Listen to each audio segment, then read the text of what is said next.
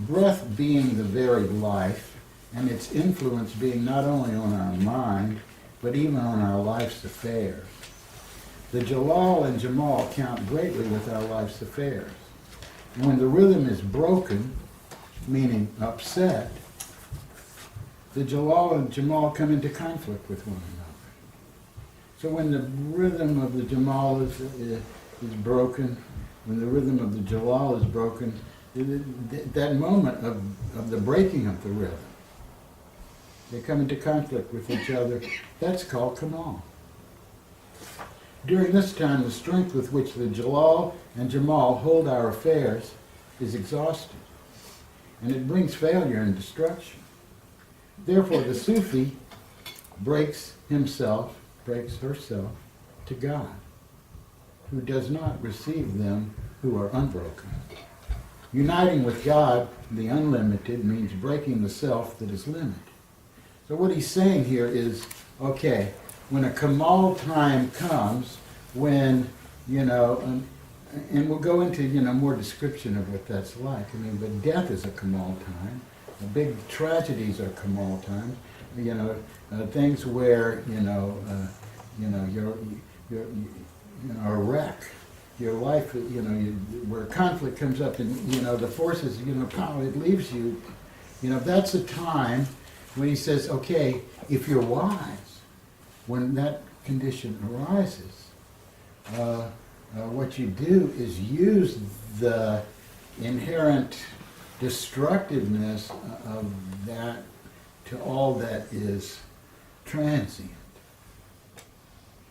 to deconstruct that false self, which is the main thing that is standing in our way of realization. So it is an opportunity to remember, okay, what sort of action, when you talk about what sort of actions are best responded to by when your breath and your condition is Jamali or Jalali, there are two different kinds of actions.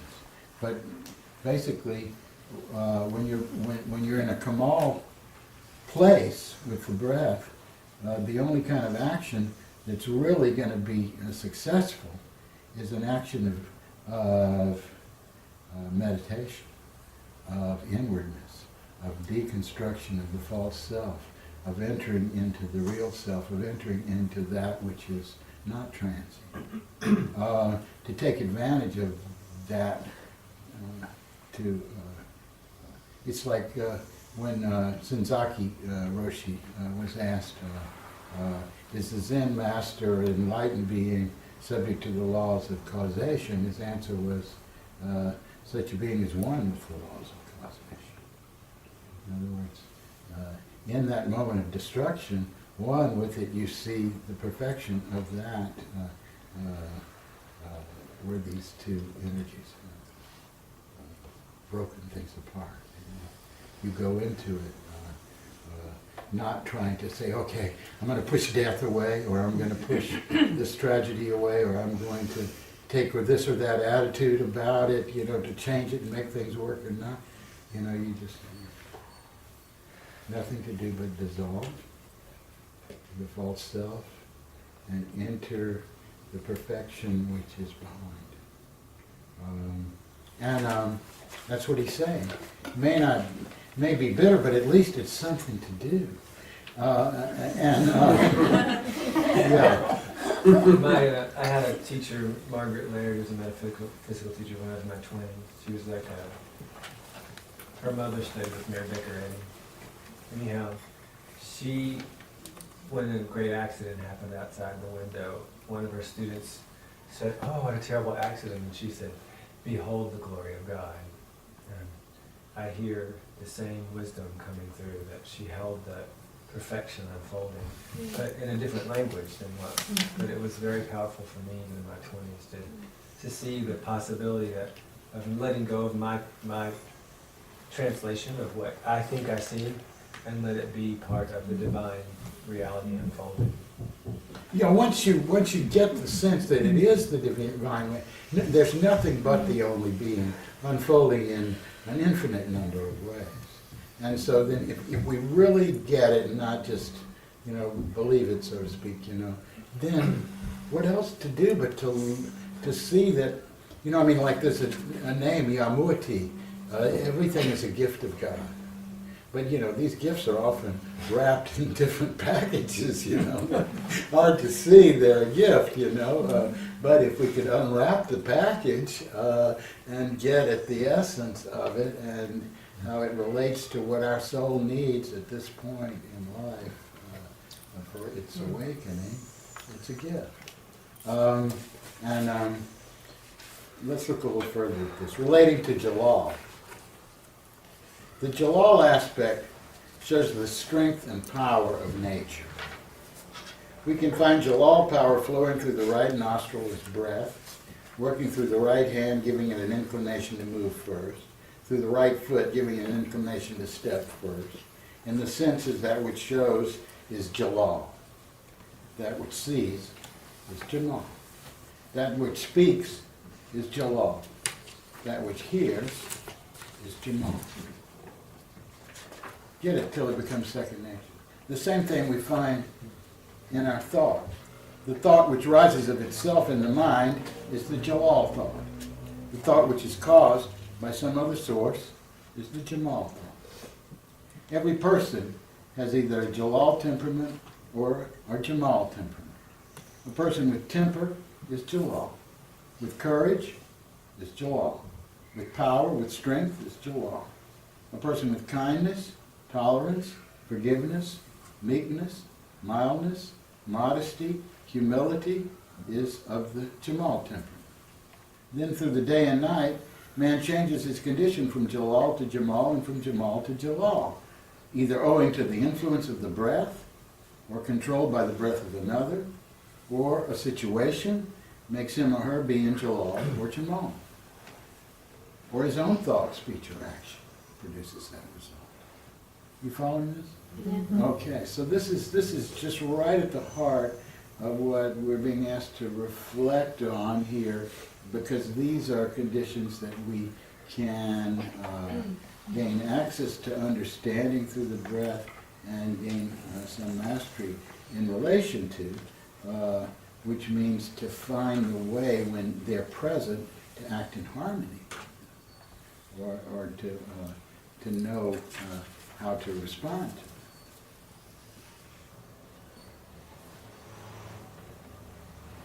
In war, the offensive is Jelal and the defensive is Jemal. In trade, the purchaser is Jelal and the seller is Jemal. On the stage, the performer is Jelal and the audience is Jemal. Jelal has a tendency to be active, and sometimes it acts beyond control. Therefore, in the capacity of Jelal, a greater control is needed than in Jemal. For everything that runs quickly is in danger of falling.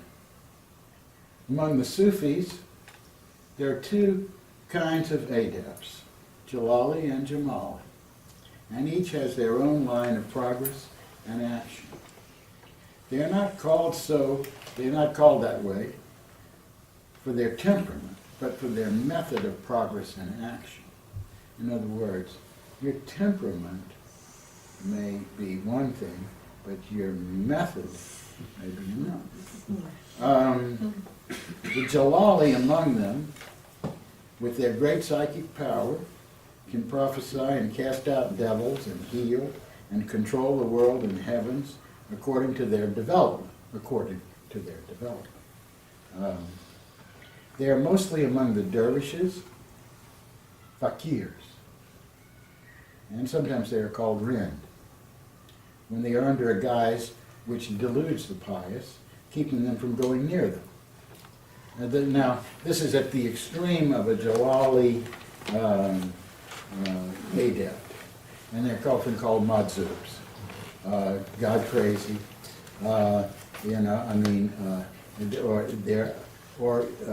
there may be different levels of being such a being, of a rind. Basically, if you look at the outer part of their life, you would never identify them as spiritual, but inwardly, they are part of the inner spiritual hierarchy. I mean, they're moving things in the inner world. So the thing is, because people at a certain stage of being out of control with this energy, and yet developed in their inner consciousness, then a lot of the awakened beings say, okay, if you can get them, if you can harness their will, if you can get them their attention, really, because where's their attention? Their attention isn't here. And if you can get their attention, then it can be, you know, there was one famous Madzu that the king tried to always get, if you could get him, you know, to be playing shooting cannons when they were having a war, then they would be, you know, that sort of thing. You know, I mean, but you don't have to go that far. I mean, you know, just like Murshid Sen, for example, his method of accomplishment was very much Jalali. He was on the path of the master, not the saint. And he writes about how he found that when he understood that, everything changed for him. Rather than always taking the path of resignation and surrender, he took the path of, you know, overcoming self and mastery. Yeah. So you're saying his temperament was more Jemal, Jelal. but his temperament, his starting temperament was more Jemal, but then his practice, his method, his path was Jelal. You said it doesn't have to be the same. It's certainly in the beginning of his life, he was totally Jemal. He was incredibly Jemal. He was very inward, and not at all expressive. And that changed when he received a very powerful manifestation from Ruhaniat Khan, and he said that became the strength of his whole life. You know, but then, you know, his manifestation was, you know, if you don't agree with it, do something about it. You know, it's not, instead of if you don't agree with it, surrender and find the beauty within it. You know, if you don't agree with it, find a way of changing. You know, be an influence. You know, so for change. You know, to make it, to orchestrate it according to your vision of how the God reality would shape the situation. Basically, it's taking control. But how do you? So that often means standing in the midst of conflict, and you know, and not caring if you burn up. You know, you got to meet what has to be met. You know, with you know, in a way that masters the situation. But my point is not to talk about him, except I knew him, so I have this sense of how he's informing us in a different way, you know, than a lot of other people maybe. But let's just go a little further. The Jalali have this great psychic power. The Jamali are the ones who are with God throughout the day and night, who love and repent and bless and serve and glorify the name of their Lord and guide their followers through all difficulties in the spiritual path and draw people to God from the struggles of life. Their way is that of the saints of the past. Now, so does that mean that only Jamali types are spiritual teachers? No, but if you look, for example, at the history of but they'll attract more students, for sure. They will definitely attract more students. In fact, you know, the big branching of the Chishti order occurs with Ali Sabri. So you get Chishti Sabri and Nizamuddin Ali. Nizamuddin Ali had thousands and thousands and thousands of people who went to him for teachings for years. Was totally of this, you know, nature of nurturing all. Ali Sabri ended up with one disciple who could stick with him, and yet he becomes, you know, that was all he needed, was one, you know, because that passed forward this transmission.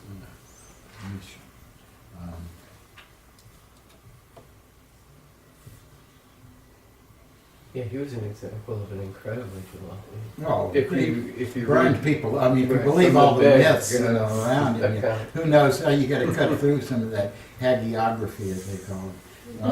But even if a third, even if a sixth of it is true, it's an incredible level of Jalal. Oh, incredible level of Jelal. But as you say, it depends on the personhood. In other words, let's say he had an incredible level of Jalal, which in relation to some people's interaction would have been so destructive in the world. But instead, it becomes a tremendous force of blessing in the world because of his evolution, because of his attunement to God, because that was the way God was choosing for him to manifest, and he was conscious of it. And he wasn't, and so consequently, when you say, people of these different temperaments, it's easier to get along with someone with a Jamal temperament than a Jalal temperament, but it all depends on the evolution of the person involved. Some people of Jamal temperaments might be so wishy-washy that you can't stand to be around them, and they haven't done any work to really develop themselves. And some people of a Jalali temperament may have enough self-mastery so that you really can gain a great deal. Speaking again of Murshid Sam, he said he never really, the end of his life when he had this whole community of people to work with, because he was never functioning really as a Murshid before the last 5 years of his life. He said, I really came into my own when I could go, when I went to the women's dance class, when they invited me to come to their meeting. And there, I couldn't raise my voice above a very soft stage. And instead of Fudo, which was his manifestation in esoteric Buddhism, and the image of Buddha that they saw in him was this totally Jalali image of the one that burns up, ignorance with the power of truth. Appears, it's like the Buddha who appears in the hell realms. And I'm not afraid, I'll be right here, if you can see, right here in the burning, right here, to burn, and that was the way he always approached these. He would go to a lecture, and you could say, you could feel him rumbling just in the back, the energy with his breath,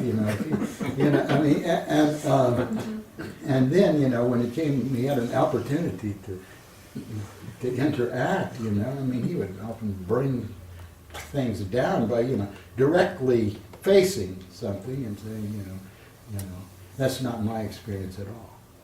This is, the Buddha taught this really, and this is, and this is, and that's a concept, whatever. That's a concept. He faced it in that way, because he was the protector of the Dharma, and he didn't care if he burned himself up. The idea was to burn ignorance up and promote the Dharma. But when he went to the ladies' dance class, he said, I couldn't be Fudo anymore. I had to become Kuan Yin. And he said, he said, because they're just two sides of the same coin. You see, but until I could do that, then I didn't really feel that I had enough mastery, complete mastery of that properly in a practical way. So, that's the goal, in terms of, you work with what you've got. Your breath is 95% on the left side. You work with those Jamali qualities, in your life. But then you begin to see, where are the places where I can bring more mastery in? Where are the places where, okay, maybe I'm naturally more Jemal, but where are the aspects when, do I rise to the sun, to the Jalal when it comes up in my rhythm? Can I embrace it? Can I be sun-like when the situation is asking me to be sun-like? Can I really, do that? And I think you can. And I think that's the whole idea of getting some mastery, but first really to become harmonious with what is. But my sense is that unless maybe if there's more about Jalal, Jemal, and Kemal, from our own working with it within, let's talk about it, and then I want to get up and do a few dances. Yeah, I'm prepared. I want to ask you a question, because this goes back to last month. Do you remember when we were doing the walks and I said, you know, I just really want to hear you say, good job. Yeah.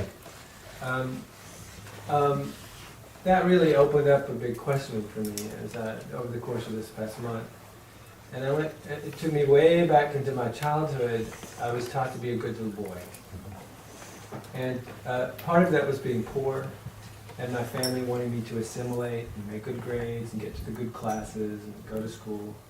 And so I tried so hard to be good that it was not to my benefit for being a critical thinker as a young person. So I had to go through a dissolution with the church to get that, to begin to think independently.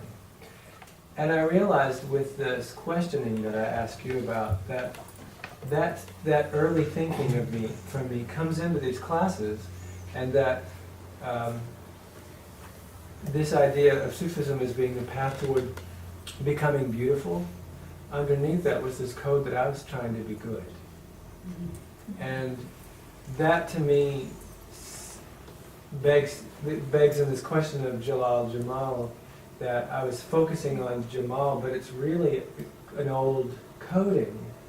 And I'm curious what you would say is medicine for the part of me that is striving to hear what you say and be a good student. Where's the Jelal medicine or whatever it is? What is it that I could do to really, shake that off? Now, I mean, maybe it's just talking about it, but it's a new awareness and it's a koan for me at this moment.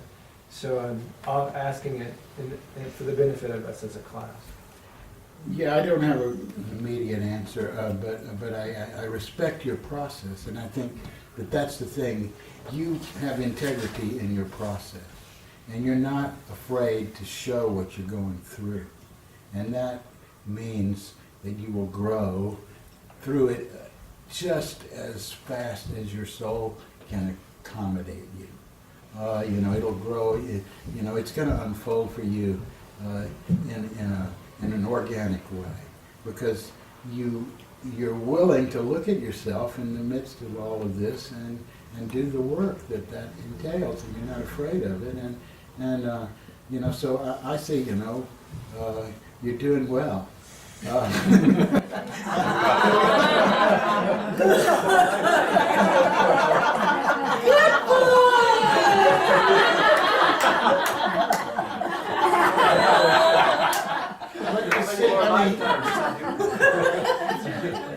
Because we all, the one thing a teacher does more than anything else, I think, is to give people the sense of being seen and accepted, that they are worthy and that they are doing well. Then the critical side comes in when you're trying for mastery, you see. And then and so you say, okay, this needs, try doing this, because then that'll give you more mastery in this other area, you see. And but as soon as you identify something in yourself that needs to be changed, we go to that place of, well, there's something wrong with me. And that experience of being judged or judging yourself. And so that's why you have to be you have to have an understanding. Like I hope people understand. Now I'm walking in the footsteps of Murshid, who had mastery when he was teaching certain things, and he just cut through. But it's with that intention of trying to offer people a vehicle for getting beyond some of their more comfortable boundaries that they live in. And it's not with any sense of judgment, because if the teacher has any credibility, it's because he or she feels at one with the student and is not, asking them to do anything that they wouldn't do themselves.